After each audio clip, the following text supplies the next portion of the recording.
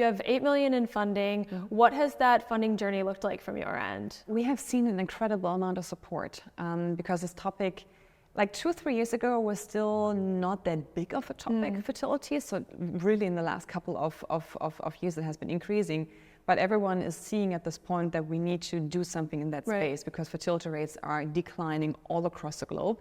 We see, people people struggling with fertility more and more. Right now, we have the amount of people which are not able to access fertility care is more than 95% of people which are actually infertile. So there is a huge demand. Demand is not the question for this industry, right? The question is rather especially for investors, how do you drive the change? How are you the change driver of that industry?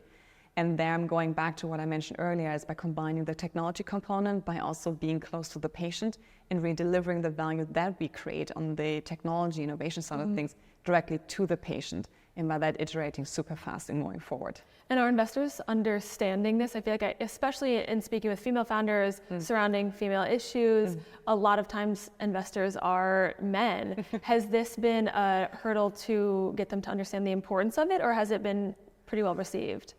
I think we've been pretty lucky that we really identified investors in our close ecosystem, which A, understand the topic, but also B, understand the importance of that.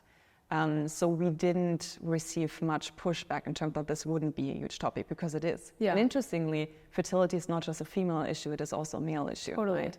So the topic of family building is equally relevant for both sides. So that one we have been quite lucky and have very understanding and very bullish investors on the topic on our side.